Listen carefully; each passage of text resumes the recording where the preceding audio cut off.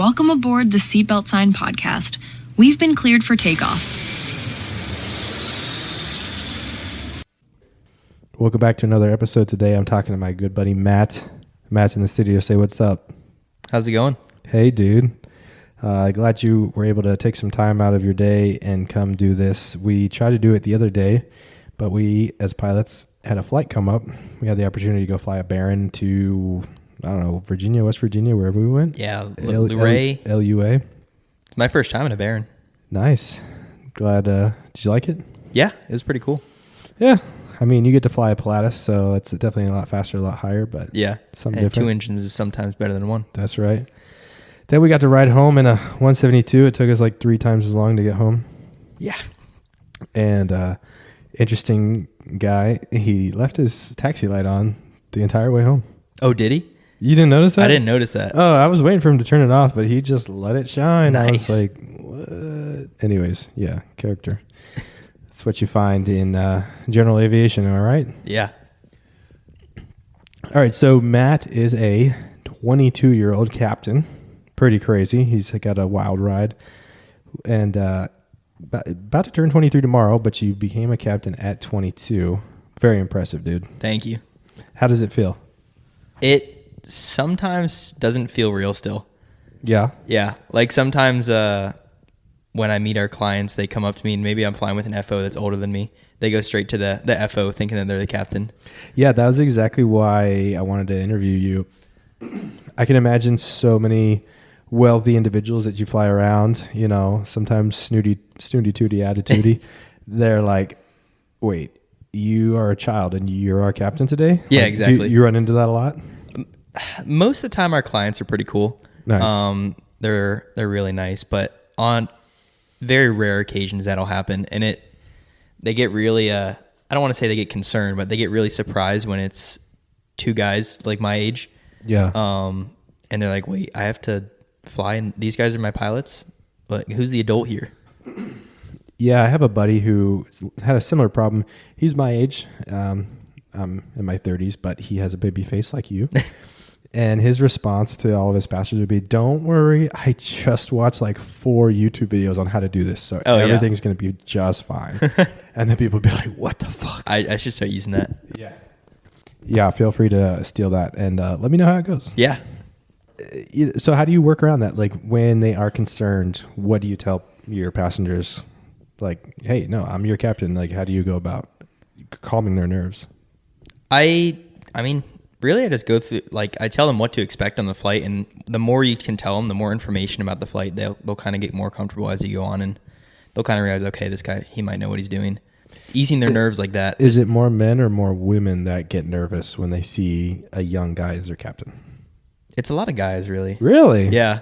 Oh, okay, cool. I guess you got a lot of motherly figures out there that you're flying around. Because I could easily see like women freaking out and being like, oh my God, this baby is going to fly and we're going to die. Yeah. I mean, and like I said, most of our clients are pretty cool. Okay, awesome. Yeah, so you get to fly a PC-12, which is a Pilatus. For those that don't know, Yes, it is a turboprop, which means that it has a propeller, but it has a turbine engine. If you've never seen one, Google it. They are sexy airplanes. Great sound, too. Yeah, especially when they come into land. So I always wanted to fly one, finally had the opportunity to fly one. And they're great, man. They're super cool. What kind of range do you get out of that?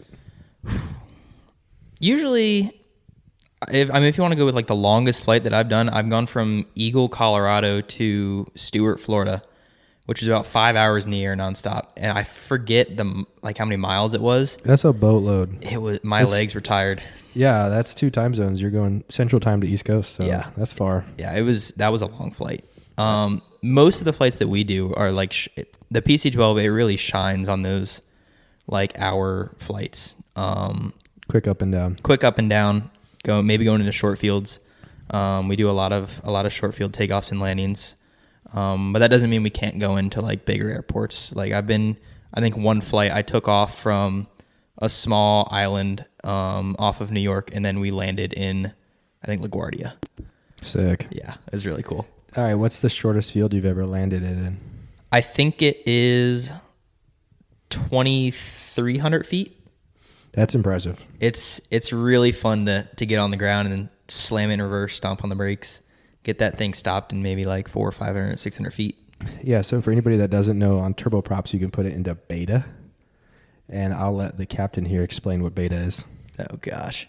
I'm trying to think of a way to Essentially, easily explain it. essentially the propeller spins backwards, right? Yeah. So it makes the air go in reverse to help you stop. Yeah, you're just changing the pitch of the propeller, so it kind of just pushes.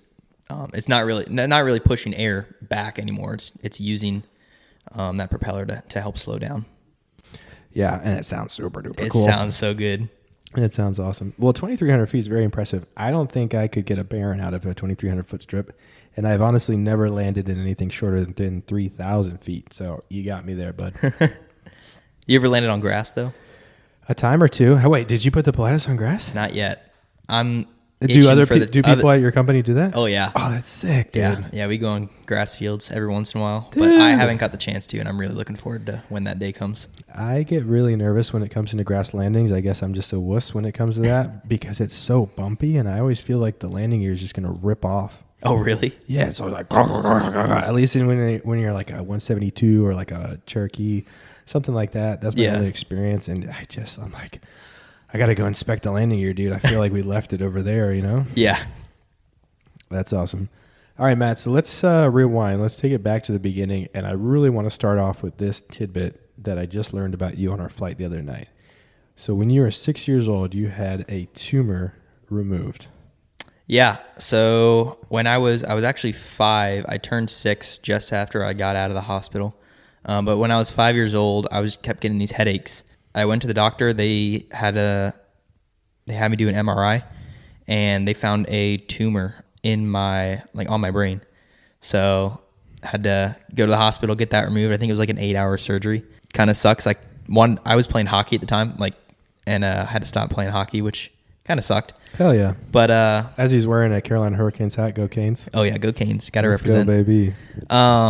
But yeah, as far as that affecting like getting my medical and stuff, it came up the first time I went to get my medical, my third class, and then I had to find the document or whatever that the surgeon or the surgeon's like office or whatever typed up. They wanted to see that just to prove that I wasn't mentally like impacted from it. But after that, it never came up again, which is really surprising for me. Well, I mean, obviously, you're not mentally challenged in any way. I mean, you went all through school just fine, right? You Yeah. never had any like learning disabilities or anything No. like that. Yeah, cool. No. No, I figure so. Yeah, I was really surprised when you told me that. I have a family member who passed away from brain tumors. It kept growing back. Not the case for you. Oh, really? Yeah, Oh, wow. Yeah. I'm sorry. that's okay. We'll drop in some happy music here to lighten up the mood. But dude, that's so awesome. I'm so glad that everything worked out for you. You're like a young, healthy dude. Never would have thought that. So I was so surprised to hear that. It was just crazy. In addition, pretty crazy that the FAA was just like, oh yeah, you removed part of your brain. Not a big deal. You were sad once in 1982. Bro, you can't fly. You can't fly ever again. Yeah, the crap that the paper pushers in DC, FAA is scrutinizing us for. Needs to go into review. Yeah. Okay, that's awesome, dude. So you got a clear bill of health. You got your medical. You're going into flight training. How old were you when you started?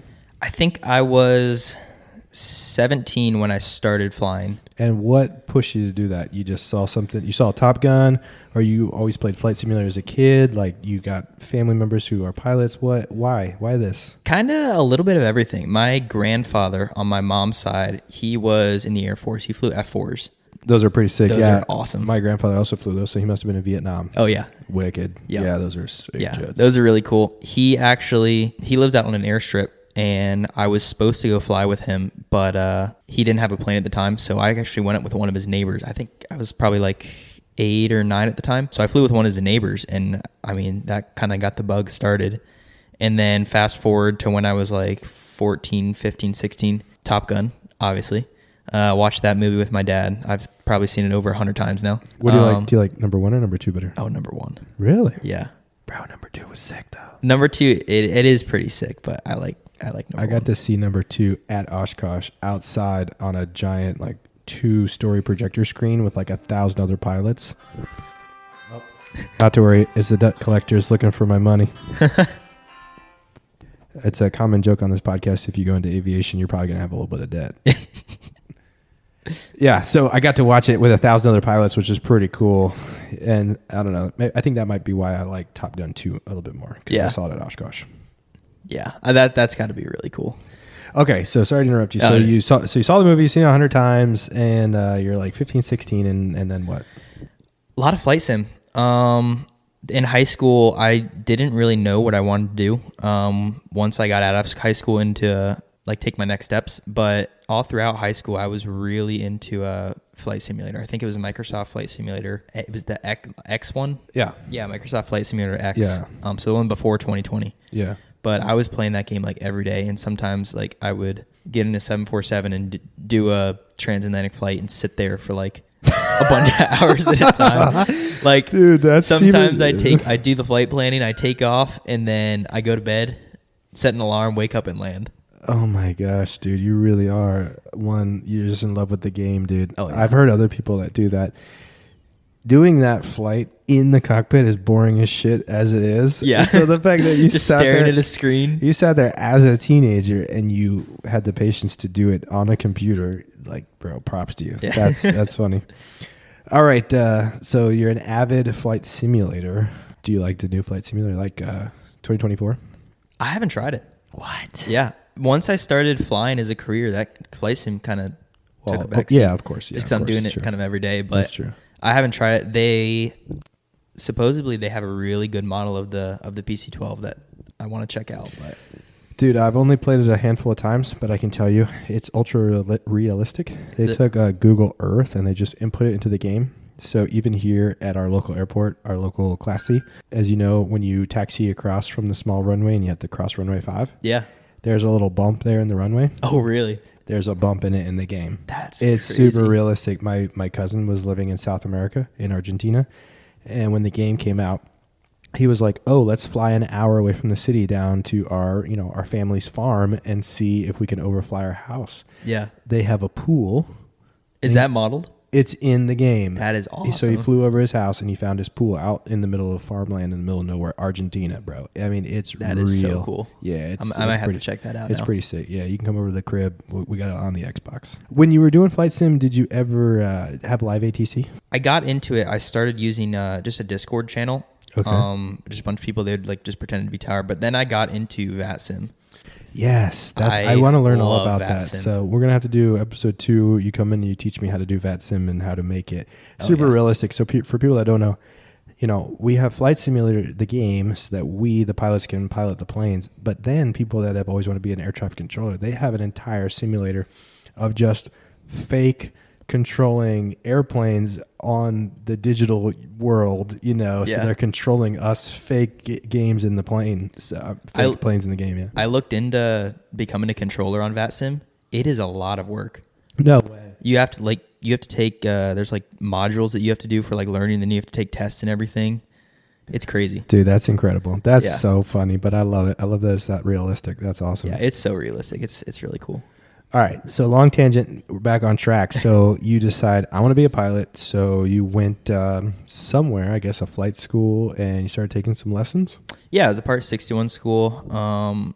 Initially, my plan was I was going to community college at the time because I didn't really know what I wanted to do, but I knew when I started flight training, I thought, okay, this is cool. While I'm doing this, I'm going to do community college. I'm going to work towards a degree.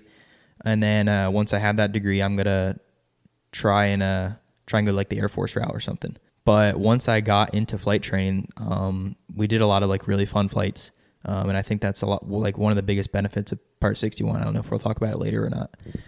Yeah, we can go ahead and just talk about it really quickly. So for the layman out there, there's 2 main types of flight schools, and it depends on which regulations that you follow. So when we say Part 61 or Part 141, we're following Federal Aviation Regulations 61 or 141. So a 61 is kind of like, you go to a local airport in the middle of nowhere and you find some old Vietnam vet who's 100 years old and he's got a plane to match his age. And he's like, yeah, I can teach you how to fly this thing. And you just kind of learn as you go, and there's no real curriculum. There's just some requirements that we have to meet before we get our license versus a 141 school. It is a FAA approved syllabus. They have to follow it to the letter. and they can't deviate at all. There's stage checks along the way. So if you do not pass stage 1, you don't go to stage 2, which is good and bad. It depends on your personality. Me personally, I would not have succeeded there.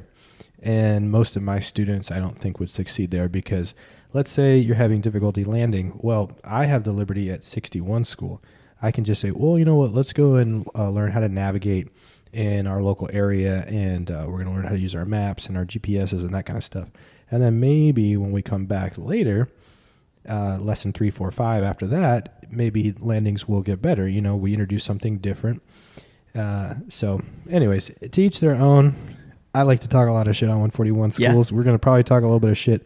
So yeah, you were doing part 61 as your private pilot. Yep. Yeah, that took me about a year. I don't really like have any regrets. I didn't want to go faster. I was just taking it one flight at a time. I really enjoyed that process of getting private through a part. I guess it's hard because the flight school that I use, I don't know, or for private, they used a like 141 syllabus, just kind of as like a guide, pretty much a part 61 school. But yeah, I really enjoyed that. If I was struggling with one thing, we could just take a whole flight lesson, just dedicate it to that. And didn't have to like follow a specific like timeline and kind of rush through everything. But yeah, it took that about a year. I went to a different location and did instrument part 61 as well. And that's where Matt and I met. So he went to a local flying club, which is a great thing for anybody out there interested in flying or looking to get back into flying. Look for any local flying clubs. They usually have somewhere between like 3 and at most maybe 10 airplanes. You pay a monthly membership, and then you have access to a bunch of different airplanes, which is super cool. And there's a social aspect to it. You know, we met there, and a lot of guys, they're like, hey, let's go fly planes on the weekend. We're going to fly to this airport and everybody get lunch. So super fun. Highly suggest flying clubs. Did I ever tell you about my first flight after I was checked out in the flying club? So it was my first flight as a private pilot. It was my first flight taking a passenger. And how old were you at the time? 17, 18? 18. Nice. Yeah. So it was my first flight with a passenger. That passenger was my dad. We took off out of our airport, and we were just doing some sightseeing. And then we turned around. We were like, okay, we're done. We're gonna go back home. So I cue up the mic, and the GPS goes black. Oh, that's not good. That's not good.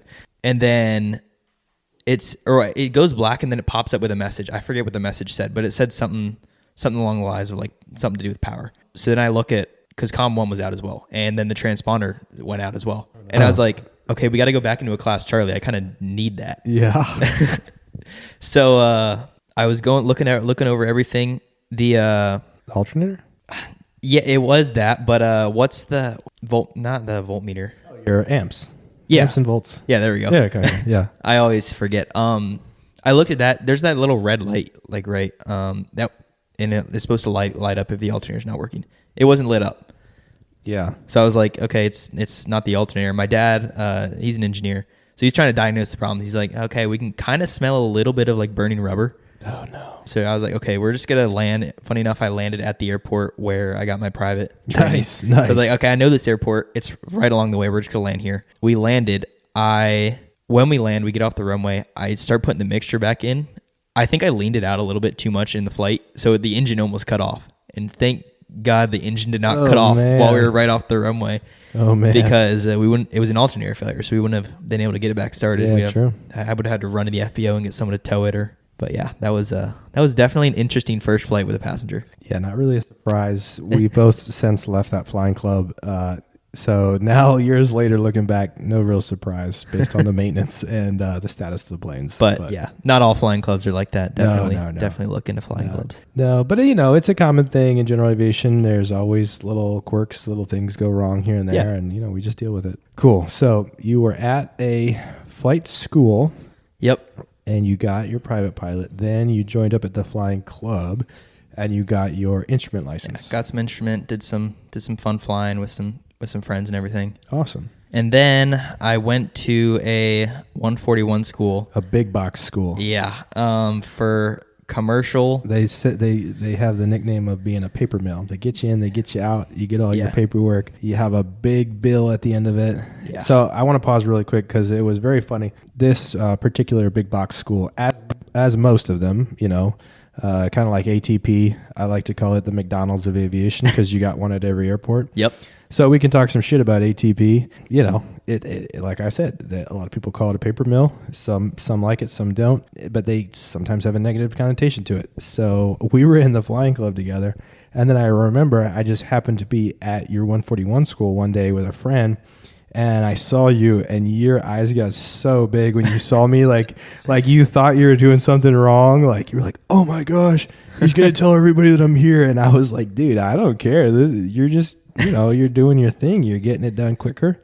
That's awesome." But it really, I've never told you that, but it made me laugh so hard that day that I saw you because you were like, I was pretty surprised to see you there too. Were you there for barbecue? No, I was actually. All right, we're going to skip forward a little bit. Did you do your spin training there? Yeah.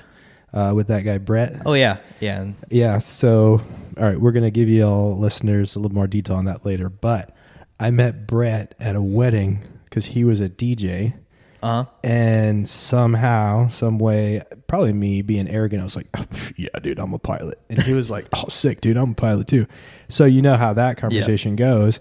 Well, he was a aerobatic pilot, so he does aerobatics. He invited me after I got my commercial check ride done to come and do loops and barrel rolls and spins and do all kind of crazy stuff. And that flight lasted about 20 minutes, and then I tapped him on the shoulder. I was like, "Brett, I love you, dude. I'm about to make a mess of your plane." And literally, I crawled out, and I was on all fours, and I was just like breathing as hard as I could so I didn't yak. But since I've flown a bunch of times with Brett, and he's the man, and I've done a lot of cool aerobatics, so that's why I was there that day. Yeah, he's a great guy. Yeah. All right. So you're at the big box school, 141. You're doing commercial. Let's talk all about it. What was the good? What was the bad? Thoughts on it? Tell me everything. So there definitely is some good and some bad. The good, I'll just talk about this. A lot like with those big box schools, a lot of them will schedule your check rides for you, and they'll have everything scheduled for you. And that's huge. Yeah. So you don't have to worry about finding DPEs. That saves a lot of time. It saves so much time, so much effort. You can really focus on just flying. They prepare you really well for your test too, right? They do prepare you. A lot of these 141 schools, they'll have dedicated ground lessons. So you'll spend 5 hours a day in the classroom and maybe fly 1 or 2 times a day. And so you get that ground knowledge. And not to say that you won't get it in 61 schools, but it's kind of up to just you and your instructor to kind of just schedule that out. And those 141 schools, they'll have it scheduled out. They may have study halls, stuff like that, where you can study with peers and study that information you need to prepare for that check ride. Yeah, they also had an awesome facility. I'm sure there was a lot of cool social part. Probably felt like community college again. You're meeting a lot of people and you're going through it together. So, do you still have some tight friends from back then? Yeah. Two of my really good friends, I still keep in touch with. They both live in different states, but we still keep in touch. Oh, that's awesome. Yeah, love that. So you get through commercial. Yep. And then, did you always want to become a flight instructor, or you were like, "Well, I'm here and it's part of the program, so let me just do it"? Tell me about it. So I didn't know what my path would be to build hours while I was going through it. But once I started the flight instruction, training for it, I kind of fell in love with teaching, and I really should start doing it again because I kind of miss it. But no, it's really fun. There's a lot of CFIs who use it just as a stepping stone, and they don't want to be an instructor. And I feel like that's one of the biggest problems in aviation right now is we have instructors they're just using their students to get hours. And I'm sure some students can relate to that, where they maybe not have a CFI that's really fulfilling their needs. They're just kind of okay, we're going flying today. This is what we're going to do. If you need help on anything else, to go figure it out yourself. Yeah. And so just to remind the listeners, to become that jet pilot, you need 1,500 hours of experience, which is a big number. Yeah. Especially when you come out with your commercial license and you only have 250 hours. And there's, you feel like, oh man, I've made it. I can finally get paid to fly. And everybody's going to laugh in your face because you don't have nearly enough experience to do hardly any job in the industry. Yeah. So there's different avenues. I did a little bit of all of it, but most people, like Matt said, they want to go and be a flight instructor. It's a guaranteed job, and it's a way to build to that 1,500 hours. But you're very right. Most people don't want to teach. They just do it because they feel like they have to. For a long time, I did not want to teach. And then one day, something just hit me like a ton of bricks. And I was like, man, I ought to teach.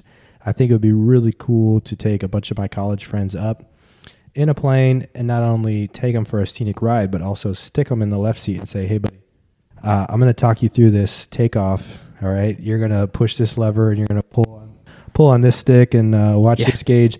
So that's kind of why I got into teaching. And just like you, I fell in love with it. It's the best. Nothing better than when somebody's been struggling to land, finally have that aha moment, and they just go, I get it. And then they can solo and they can fly a plane. And you're like, yeah, I did that. Yeah. Yeah. That's a really good feeling as an instructor.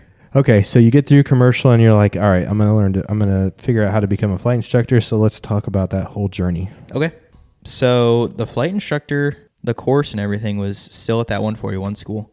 I think it was actually pretty short. It was like 4 flights and I think like 2 weeks of ground school where you just practice presenting in front of your peers and everything. As much as it was a challenge to like, cause I've never been good at like public speaking or anything like that. As much as it was like a challenge to learn that aspect, it was also really good to do that, to go over some of the information that I thought I knew, but I forgot, like some, I guess like the finer points of like aerodynamics. It's really good to like just go back and like the best way to learn something is to like explain it to someone else. And going through that CFI training, it really helped me get a better understanding of some certain topics that maybe I wasn't incredibly comfortable with before. Just trying to explain them and teach them to other people. Yeah, for sure, man. And from experience, students ask you stuff all the time and you don't know the answer. Yeah. And then you have to go and do research. So it's like not only do you get paid to teach, but you're getting paid to learn because you're learning with them too sometimes. Yeah, still learning. Always. Yep, always keep learning. That's right. And that makes sense because, being a flight instructor, by that point, you already know how to fly a plane. It's all about learning to teach. Yep. And so it would make sense that it's a lot of groundwork. So what was the stress level like when we get to the flight instructor portion? Because those are like the heavy duty licenses. Yeah. Definitely felt like some more stress going through all that because I mean, throughout the whole thing, I was just thinking to myself, okay, I'm responsible. If I get this information wrong to a student and it's like a really important thing. Yeah, if they have an incident or an accident, the FAA is going to say, who was their instructor? Yeah, who was their instructor? That was the reason I never wanted to do it. I felt like the liability was too great. Yeah. But then after a while, you realize like, okay, no, I just got to teach them what I'm supposed to. Yeah, and exactly. then, it's kind of on them. Teach them just everything that I learned. Right. And everything that I know. So I want to know more about the stress in particular because our check ride for the CFI test, it's somewhere between 6 and 8 hours. Yeah. I think mine was like 6.5 hours ground.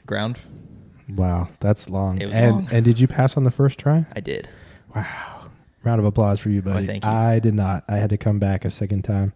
I goofed up on a little bit there, but it was for the best. But all right, so let's talk about you just finished the oral portion. Yep. And you're like, oh, I got through that. Now I get to go fly. I think I got this thing in the bag. Like, how badly did you sweat in that oral? Were you you freaking, or were you like, I think I can do this, or were you pretty cool and calm the whole time? I think I had to go out and ask him to turn the air conditioning up. Dude, that's so funny, dude, for sure. Yeah, it's definitely a stressful check ride. And did you have that old man examiner, or did you have a nicer guy? So I actually had a brand new DP for our 141 school. No one had taken a check ride with him. Damn, you're the guinea pig. I was the guinea pig, so I had no idea what to expect. But he was a really cool guy.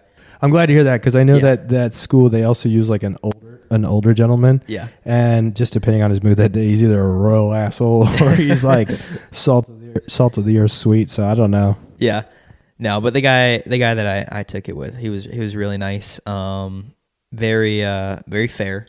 And I think that's the best. I mean, that's the best trait DP you can have. Very fair.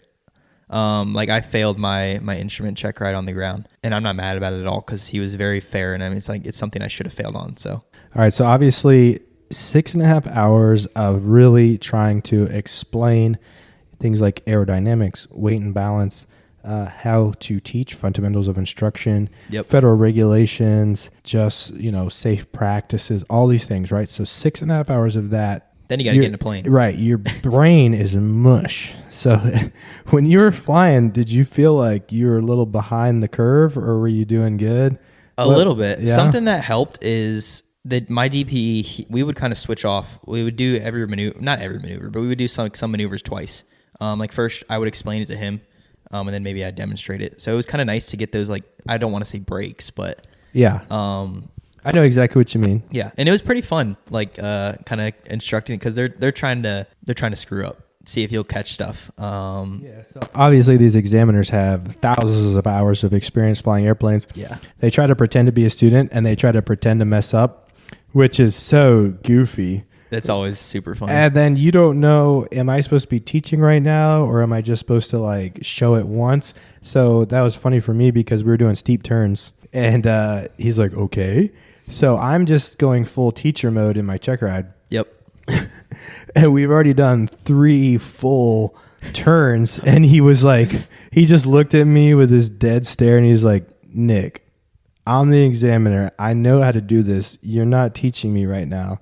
We've done 3 turns. What heading were we supposed to roll out on? And I was like, oh, yeah. My bad. Because I just got carried away in the moment. Yeah. But yeah, I know what you mean. It's fun. I think I had to coach my DP through a soft field landing, and it was actually a pretty hard landing that happened. And he turned to me. He's like, "You think I would have passed a check ride?" That's pretty funny, dude. You basically told your examiner, nah, you failed, dog. Yeah. I'm sorry. I don't think you would have failed. I want to practice this some more. That's awesome. Yeah. All right, so you walk out of there. Yep. And you're a flight instructor, and you got that piece of paper in hand that says the government has given you the ability to not only fly an airplane anywhere in the United States, but now, in addition to carrying passengers, you can take any random civilian and teach them how to fly a plane. It's crazy. It's pretty sick. And how old were you? I think 19. Dude, that's insane. You can't drink alcohol, but you can teach somebody how to fly a freaking airplane. Yeah. Dude, that's so nutty. Were your parents pretty proud? They were. Were they there? Were they there that day? They were not. What They the were hell? there. I don't know. They showed up for my private check ride. And I mean, the way the 141 school does it is they get you through everything. And then they host like a graduation. So they were there for that. Which Oh, is that's kinda cool. nice. Yeah. I'm still gonna write your mom a letter and put it in the mail with a stamp and be like, "What the hell? You weren't at Matt's check ride day," because it does feel like a huge accomplishment. Yeah, man. it You're is like, a huge accomplishment. It's and a lot of guys out there in the aviation world, they're not instructors. They decided they didn't want to become an instructor. So hey, props to you, man. So you get the CFI, and the next one is now we have to teach instruments, and then after that, you even went on to go and get multi-engine instructor, so you can teach people how to fly a plane with 2 engines. Out of the 3, which was the hardest? The hardest, I'd say CFI. Yeah, the initial one. Just because you got to go through all you have to learn to be a teacher. Yeah. You kind of already know I don't want to say you know all the information about flying, but the biggest stuff is learning how to proficiently teach somebody. Yeah, the fundamentals of instruction. Yeah, that's which what it's called. I always try to tell people that want to become an instructor, I think that is more important than the aviation knowledge. Because being a good communicator and trying to figure out a way to get your student to learn the stuff is more important than how you teach it. Yeah, that shit's all scratchy. Anyways, FOIs, fundamentals of instruction, more important than aeronautical knowledge. Definitely. When you're trying to become an instructor. Definitely. And also, if you're going to become an instructor, you damn sure better do it because you want to do it. Yeah. Yeah, don't just do it to get hours. Do it because you really want to share your love for aviation with You're more passionate. people. Yeah. All right, so you get through everything. How long were you at the 141 school? Like, how long did it take you to get all the licenses? A couple months? I think commercial through MEI, I think it was around 6 months. Oh, okay. So it did take a little while. Yeah, and I think it was due to, maintenance on planes, DP availability. The end of when I was there was during the holidays as well. So I'm sure all the DPs, they made their money for the year and they're done. Yeah, those boys, they make like $900 every test, and they can do 3 a day. Yeah. And they typically get paid cash. those boys got like a safe in their house just stacked definitely. with bills. Yeah. You got You ever want to be a DP? for the money, yeah. For the liability, nah, Yeah. dude, nah. Because you never know if that guy's gonna like freeze up. I've heard examiners Yeah, tell that's me true. a lot of crazy stories about people freaking out on the test, and they're like, "Okay, you almost killed me. You failed. Yeah. Let's go back." Yep. All right, so that's awesome, man. It took you a little longer than I thought. I thought you were Yeah. gonna come tell me like, "Oh, it was 2 It was months." 2 months. Yeah, but that's cool. It was a reasonable amount of time. I mean, still, Yeah. you plowed through all that stuff in 6 months. That's awesome. Well, like a lot of big box stores, they give you this promise of, "Oh, come here, and for $100,000, you're going to get through all of your certificates, but not to worry, because the day you graduate with everything, you're going to turn around and start teaching for us, and then you're going to make money." Most people don't get to do that because these places graduate like 100 people a month. Yeah. There's just no way that 100 people could turn around and start teaching. It just wouldn't make sense. However, you got hired on. Yep. That's awesome, dude. I think I was incredibly lucky.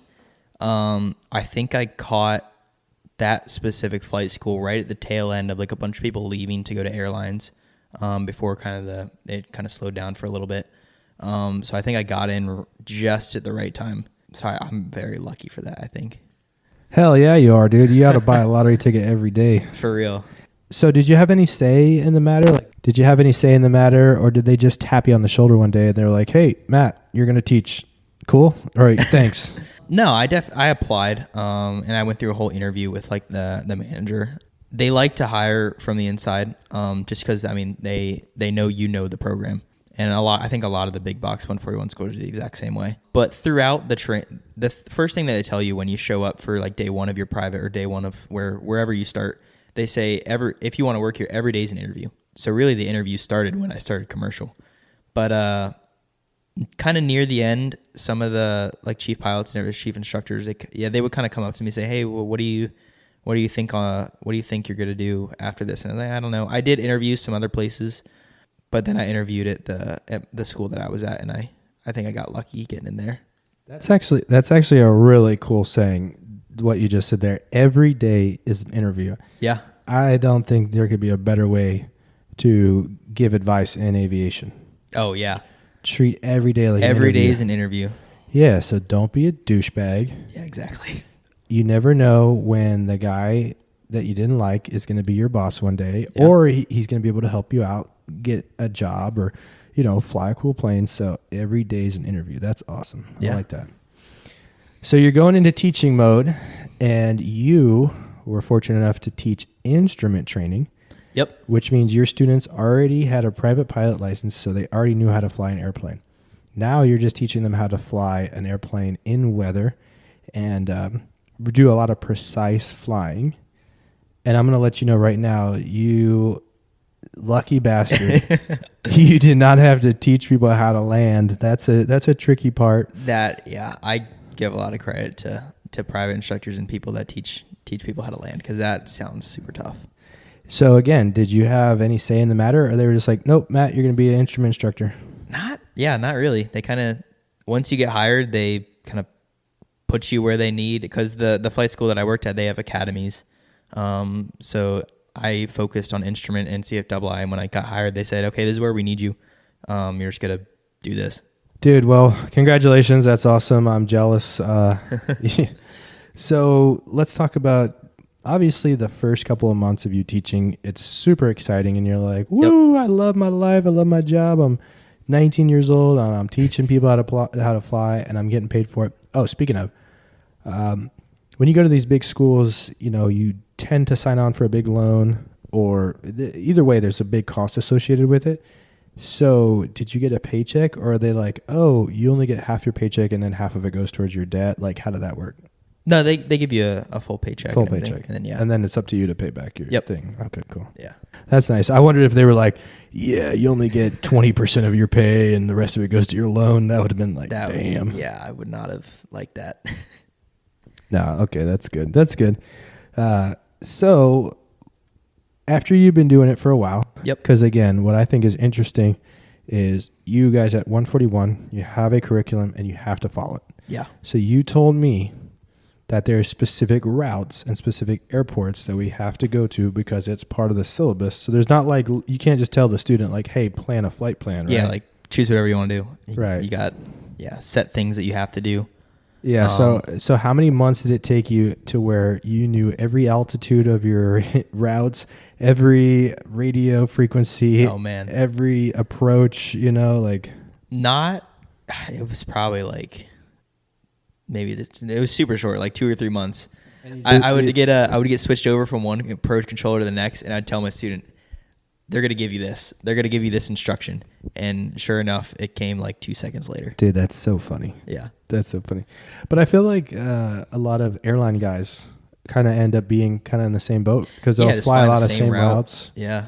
So they kind of know, okay, the localizer frequency is this and this is the approach frequency. So I guess it's good and bad. Yeah. And we'll go into it later, I guess, but that's what I love about my job is we go to so many different places. We're never going, we are going to the same places, but it's never the same route just over and over again, which I love. Yeah. So I guess we'll pause right here. We can talk a little more shit about 141. That's one thing that I don't love. So at that particular school, you were never allowed to just rent an airplane and 2 students go time build, or No. you could never just rent a plane and take your parents to the beach for the day. There was no fun flying. Also within the contract, it says you can't go anywhere else and rent an airplane. Yeah. Yeah. They got mad at some people for that. Which at one is point. really messed up. The whole point of flying is to be able to go places and have fun and share it with friends and family. And in addition, if your route's already predetermined for you, are you really learning or are you just like another cog in the wheel? So yeah, exactly. that's kind of where I like when I'm in part 61 and I tell people, okay, we're going to do instrument flying. We're going to be flying through weather. Go build me a route. Sometimes they come back and I'm like, oh, you're a star student. You did really great.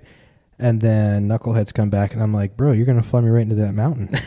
Yeah. So I feel like sometimes a little more learning in the 61 world. Yeah, definitely. But that's just because that's my experience. Yeah. All the 141 lovers out there are screaming in their car and they're like, you don't know what you're talking about. Shut the hell up. So They go to they share a plane with us. Where are your call outs? Yeah, exactly. Yeah. I don't have call outs, bro. Shut up. All right. So you're 3-4 months on the job. You know every single frequency, every approach, all the controllers by name at this point because you're just flying every day. Are you still loving it or did it get boring? Yeah. Even though I'm doing every route, the weather's different. When it got really fun is when we actually got to fly in IFR, like IFR conditions. Kind of like what we were saying before, like the satisfaction you get when you take a brand new student and teach them how to land. It is the same feeling you get as an instructor when you take a student into IMC for the first time, because it's just the look on their face and the look that they get when you break out on top is priceless. Yeah. So for the layman out there, we're talking about flying through clouds, and I try to correlate it for people. All right, imagine you're driving down the highway, but you have a blindfold on, and you need to stay on the road. You can switch between lanes, so you need to stay on the road, but you can't hit any other cars, and Yep. you can't swerve off the road and go plow yourself into a tree. Yeah. Okay, but you have to do that while driving with a blindfold. It's the same thing when we fly through the clouds. We rely 100% on our instruments, and it can be scary as hell in the beginning. It can. And then nothing better than when you have an overcast day and your town is just gray and gloomy, but you get to go take off in an airplane and you fly through about 5,000 feet of clouds, and it's taxing and you're a little nervous and you're clenching your butt really tight because you're like, oh my God, this is insane. And then you pop out and you're in blue skies and it's sunny. Yeah. And you're like, damn, I forgot my sunglasses because it was a Oh, great. yeah, it leave was the sunglasses in the bag. Yeah, because you're like, today was a great day. I didn't think I was going to be needing these because there was no sunshine in the forecast. But then you get to see blue sky, and then you come home and you have to fly right back through all that stuff, and you come in and land, and it's raining, and you're like, dude, that was the craziest thing ever. Coolest thing ever. All right, so how long did you teach for before you got an interview? About a little over a year. A little over a year. My goodness, ladies and gentlemen, this guy has had just a rocket ship to the moon in terms of success. 17 private pilot, 18 instrument, Yeah, 19 instructor. and then At 20, you're okay. At 20, well, I guess I think I probably got the rest of my. I probably got like instructor at 19 and the rest of it like when I was 20. Okay, yeah, Yeah, that makes more sense. yeah, that makes more sense. You taught for just over a year. You got a boatload of flight time. All night. Well, a lot of night. Really? Yeah. Wow. Because the way that our flight school structured it, when you're flying on instruments, you're supposed to be simulate flying in the clouds. You don't need to see the ground. So he said, hey, you guys are going to fly at night. I'll let all the guys that need to do maneuvers fly during the day. Yeah, and I tend to tell people the same thing. Like, flying at night is the closest thing to flying in clouds. Yeah. So, yeah, it makes sense. Yeah. Nothing gets as dark as when you go offshore, pointing out over the ocean at night, though. That is borderline scary. Oh, yeah. For sure, dude, for sure. All right, so 20, you kind of got your job at 20 Yep. with the flight school, taught for just over a year. Then you started applying to your current job where you fly the PC-12 Pilatus, and you were smart. You updated your resume every 50 hours, you said, right? Yeah. So I sent my initial resume, I think when I was at like 750 total time. And then once I got to, because they had something on their website, it was like hours to be considered competitive when you're applying. So once I got there, I sent them another updated resume.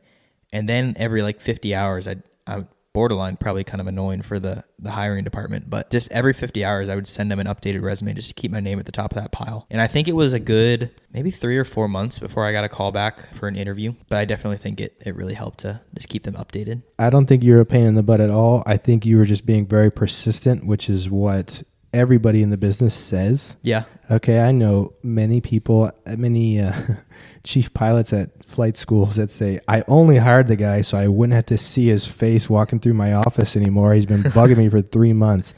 All right.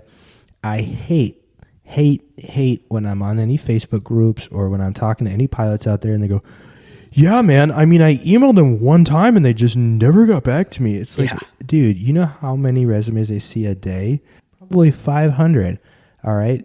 It may have gotten lost in the stack just because you filled out an application. This isn't McDonald's, guys. Most of these jobs you can't just get by filling out an application online. Okay? Yeah, exactly. You need to know somebody. You need to be persistent. You need to shake some hands. Okay. You need to be personable. Yeah, definitely. That's definitely it. It's the All right. best way to get a job. So they give you the interview. Yep. Did you do any kind of prep? Did you do any prep work for your interview? A little bit. What'd you do? So something new that I knew that I would have to get used to is the new like different charts, because when I was teaching, we would use nothing but government charts, and now this company that I work for now, we use Jeppesen. So I had to not start over from scratch, but learn those charts. And now that I've been using those, shout out to them because they're Everybody incredible. loves Jeppesen charts. They're Yeah. so great. But yeah, it was definitely not a struggle, but it was definitely very time consuming to learn like how to brief those plates now and how to understand like the takeoff minimums on there. Yeah. And everything. Do you know the history of Mr. Jeppesen? I do not. Okay, so back in, I think it was the late 20s, early 30s. Uh-huh. All right. Aircraft weren't as sophisticated as they are now, Yeah. right? I mean, the Wright brothers only flew the plane first in 1903. So, Oh, wow. 20 years later, we made a lot of advances, obviously, but we didn't have the capability of flying through weather like we do now. So this guy who was, he was just like a mail carrier, or he was kind of like an airline guy, I can't remember. He took it upon himself, anywhere he would go, some random town, he would scout out the town, and he would go and be like, oh, there's a big antenna over here like a mile east of the airport, and he would literally scale it himself. Like he would climb up stuff and he would measure it, and then he would go and like look at the trees that were like nearby. It was like no government agency or anything. It was just one concerned pilot, and he was like, okay, and he was making these things like on the back of napkins or like notepads, and another couple of pilots that flew with him, they were like, yo, what is this? And he's like, oh, this is just like telling me my obstacles and stuff when I come in. And they're like, can I get a copy? And so he started giving out copies, and then people were like, you should sell these because these are fantastic. And he was like, oh, okay, yeah, I guess so. And then he just like, from there, it spiraled into what it is today. It's an exact science, and it's awesome. FAA approved. Yeah, shout out to Mr. Jeppesen, dude. Like, you saved billions of lives. Yeah, changed the game. Aviation. Yeah, so that's awesome. All right, so in the interview, how did it go? What do they give you, like a quiz about? So we'll dive in a little bit. You fly for a charter company, which falls under Part 135 federal regulations. And 91K. There you go, 91 as well, yeah.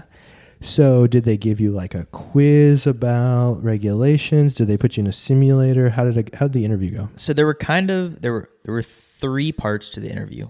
The first one was virtual. It was with one of the chief pilots. We would go over different plates, approach procedures, departure procedures, just to kind of talk about that. That was more like the technical portion of the interview. We, at my company, we're very fortunate. We can fly VFR. That's always an option for us. So they would also quiz us on stuff like that. So that's actually, I had to do some studying on that because I was teaching only instrument. So I had to go back and brush up on some VFR weather minimums and stuff like that. But we talked about that, talked about plates, takeoff minimums, landing minimums, stuff like that. And then after that, the next phase was about, I think 2 weeks later, I flew to where the company is headquartered, and we did a HR interview, which is, it was just standard HR questions like, hey, why do you want to work here? And before that, did you use like aviationinterviews.com and kind of get the syllabus? Yep. Nice. Yep. One of the biggest questions was dealing with, I forget how they phrased it, but it was like ATC tells you to do something, or maybe I think it was you get to like minimums. You're flying with a captain. The captain doesn't go around. You can't see the runway. Like, what would you do to like solve that problem? And what was your answer? Because this is a common question. Yeah, it was. The first thing I said is call go around, let the captain know, hey, wait, minimums, go around. What are you doing? My next step was, if you didn't respond to that, I'd say like get on with ATC. Tell them, hey, we're going around. So now ATC expects us to go around, kind of force his hand. And then if worse comes to worse, you can always try and poke him in the eyes or something. Get them to take their hands off the flight controls. That's funny. Give them a purple nurple or something. Yeah, exactly. But yeah, like stuff like that, dealing with captain. Maybe it's like a captain that showed up for work in the morning and he's a little groggy. Yeah, maybe a little groggy. Maybe a little under the influence of something. Maybe he had a night the night before. It was happy hour and he was really happy. Yeah, exactly. But like how you deal with that. So that was a lot of the HR interview. And then the last portion was a sim interview, which it was a lot different than what I expected. I was expecting to get in like a simulator for the PC-12, but no, they put us in a 172 simulator, a G1000, because the company has all glass in their planes. So they put us in a glass cockpit 172. So just like real standard issue, like normal flight simulator at your house, nothing special. Yeah, exactly. I think it was a full motion Redbird, but we didn't have the motion on, so it was just a 172. Oh, that's cool. It's full cockpit. Motion. Yeah, I went to a charter interview and I was surprised at the same thing. It was same thing, but it was just Cirrus. Yeah. But yeah, I just sat in a foldable chair and I pressed buttons on a computer and I was like, what? Yeah, wait, this is it? Yeah. But yeah, we flew, I think it was like one departure and one arrival, because the way they did it was like a group interview.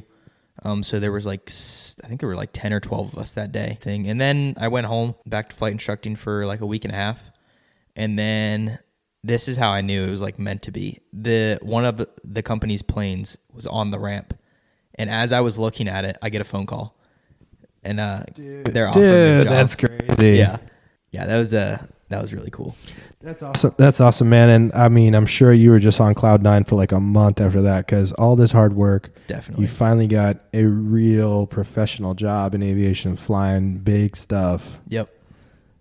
So what was the first thing you bought with that first big paycheck? I don't know if it's considered a big thing, but I mean, the first thing I bought was a pair of those Flying Eyes sunglasses. Hell yeah, dude. Yeah. That's a big thing. Those things are $250. Those things are expensive. Hell yeah. I had a pair of those, and I was flying in my friend's plane. It's an air coupe, so it has, imagine like a convertible top. Oh yeah, I think I've seen those before. Yeah, they're actually really cool. They're from the late 40s, and they're called a flying car because they don't have no a rudder. way. They don't have a rudder. Really? So you steer it on the ground with a yoke. That's wild. Yeah, that's it was designed to be that way to get more people in aviation in the 40s. Yeah, that's kind of cool. Yeah, air coupes.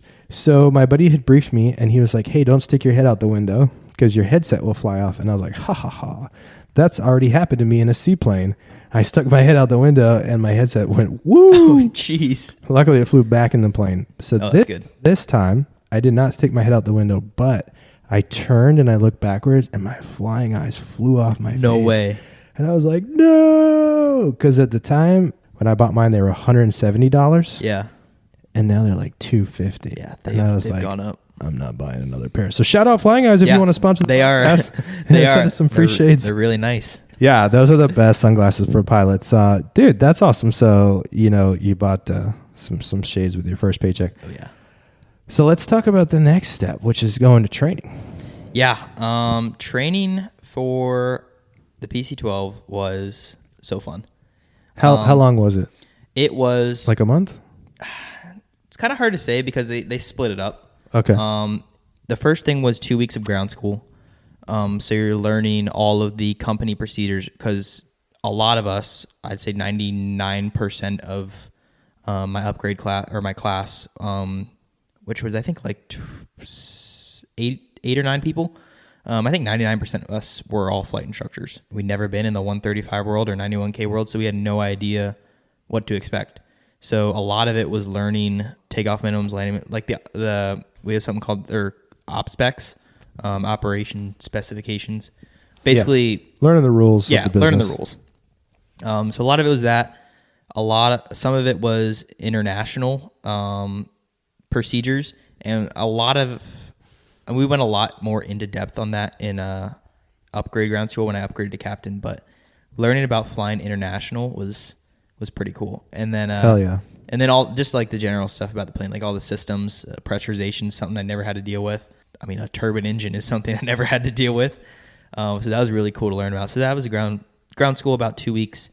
After that, we just had like a written test. And then we went to the simulator lessons, and those were really cool. Yeah, so was it full motion simulator, and it was like an exact Pilatus, and is it like the ones where it's on the three legs and it kind of moves around? Yep.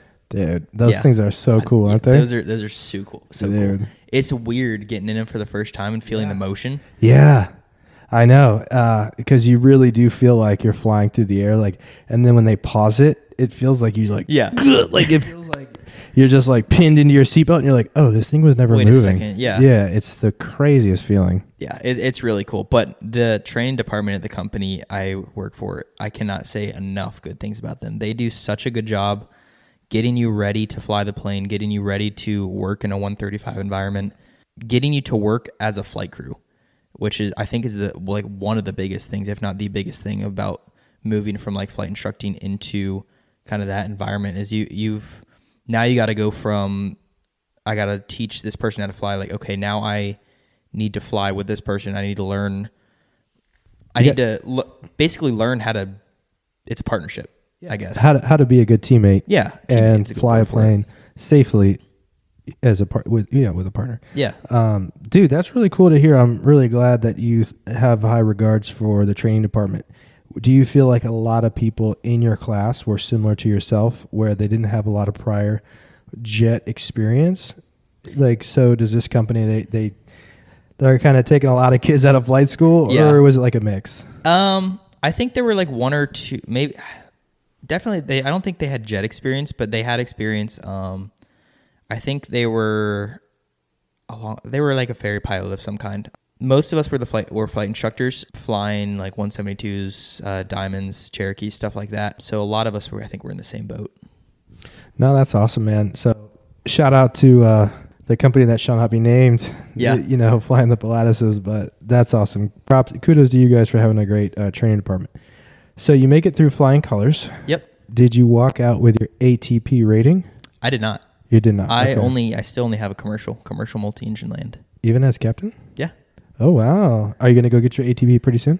maybe. I believe if I remember correctly, I think the company I work for, they require you to have an ATP when you get to captain in the jet that we have.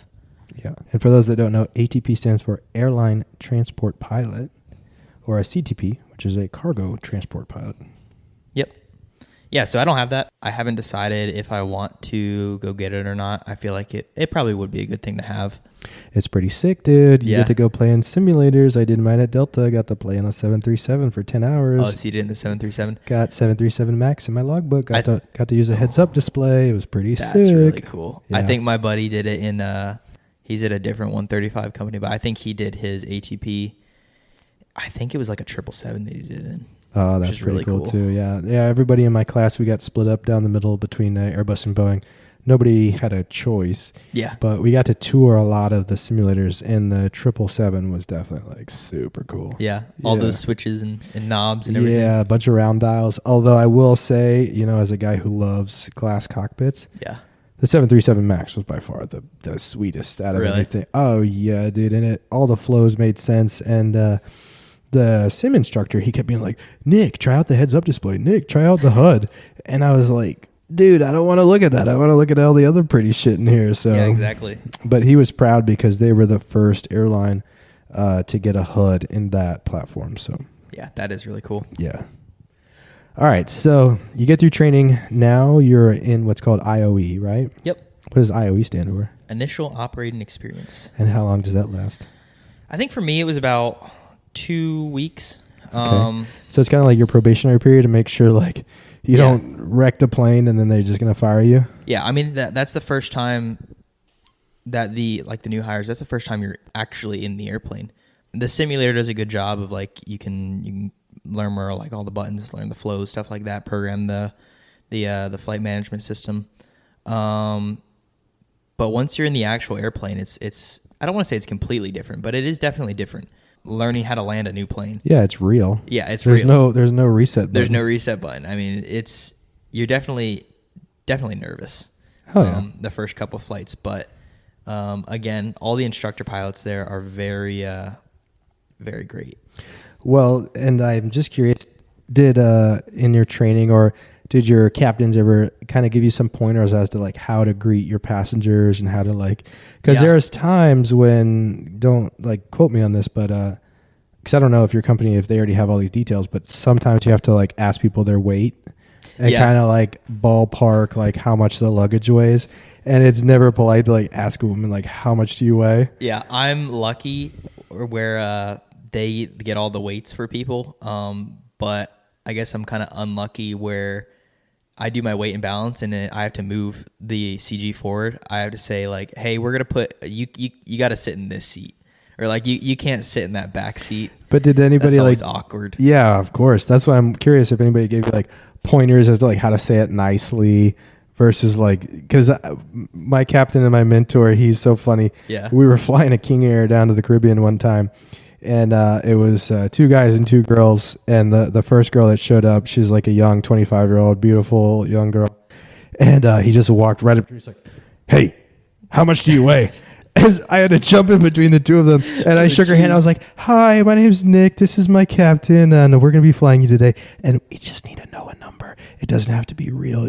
But what do you weigh? Just say a number. We just got to write it down in the form." And then I Yeah. looked over at him. I was like, "Bro, dude, be cordial, you know." And he's like, "Oh Yeah. shit, I'm sorry." Yeah, the biggest thing that they tell us is just to be professional. If you have to like ask them or tell them like, "Hey, we got," just be professional as possible. Hey, we gotta, because of the baggage that we have in the cargo compartment, we have to move the center of gravity throughout the plane.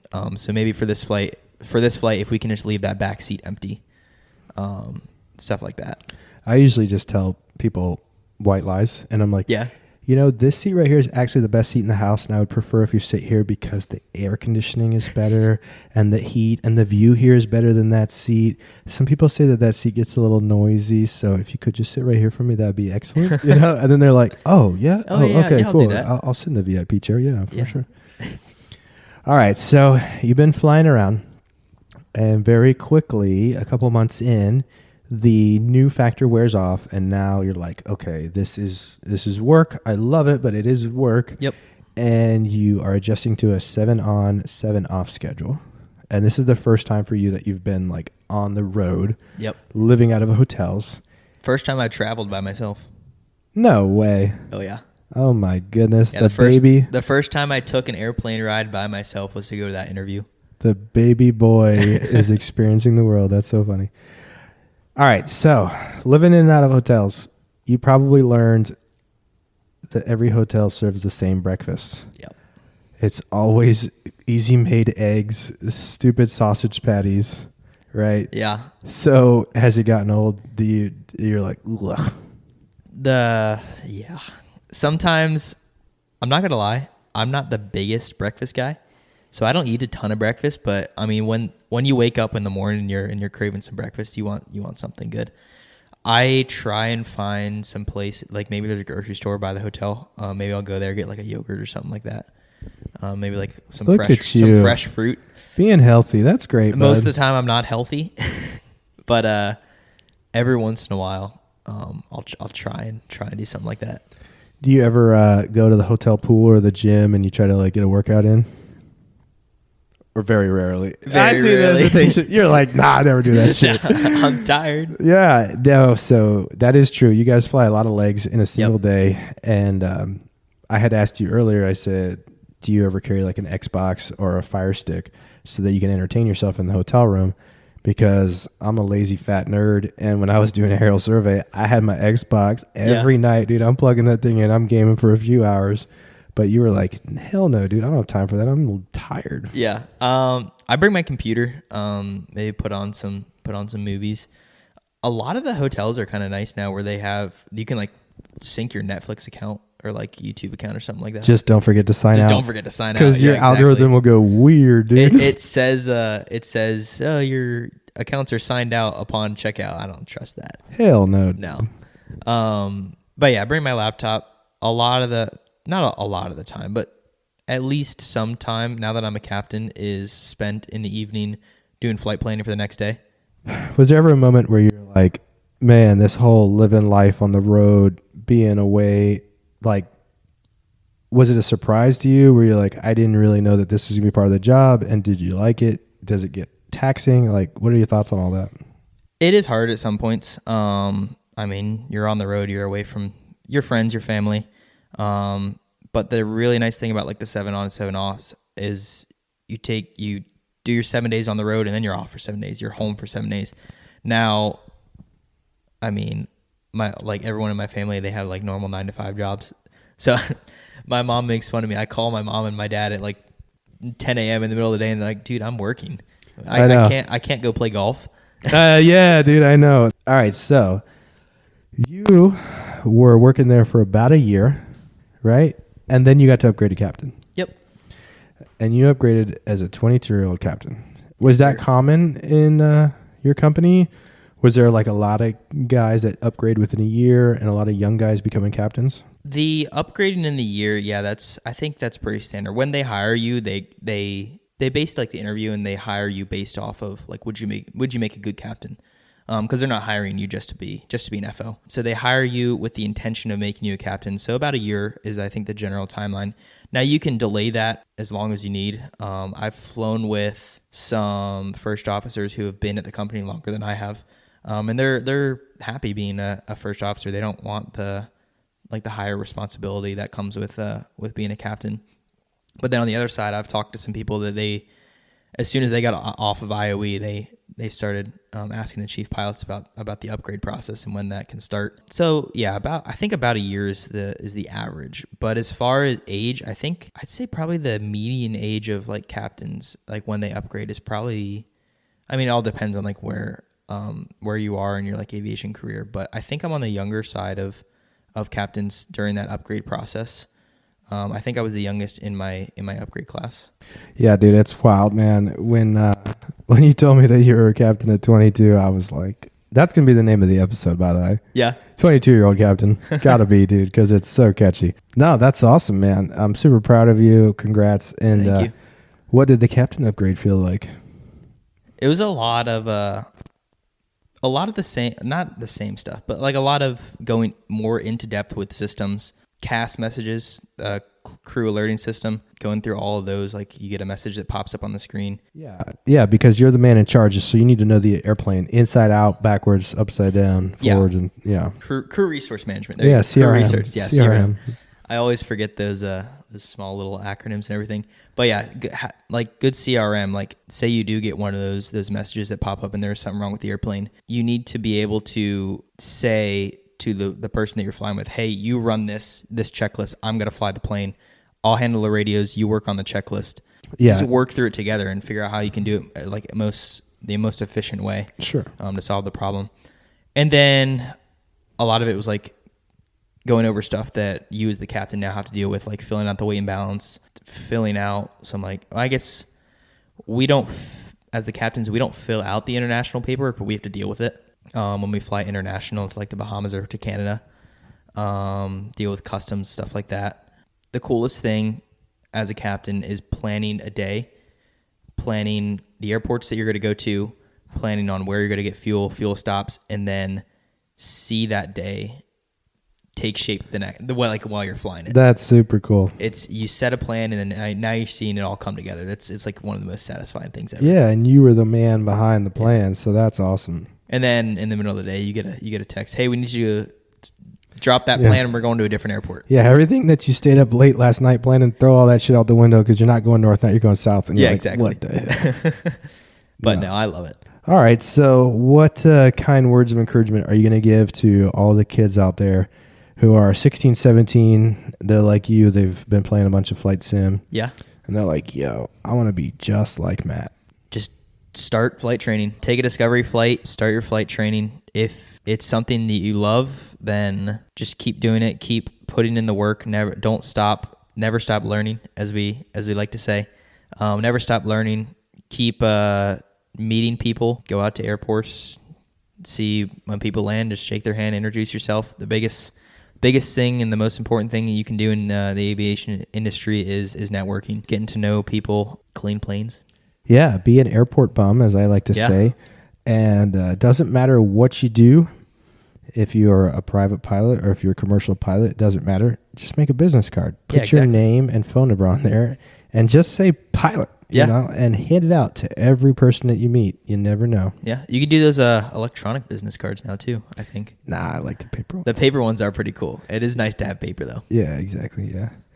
Dude, Matt, thanks so much for being on the podcast today, buddy. We're going to get out of here because it's hot as balls in this office. And maybe we'll go fly a plane or do something cool. But next time you see Pilatus on the ground, maybe Matt's going to be your captain. So give him a wave. Tell him you heard him on the podcast. Yeah, definitely. Well, thanks for having me. All right. See you, buddy. Yep. Clear to land. Doing 280 at 7 knots.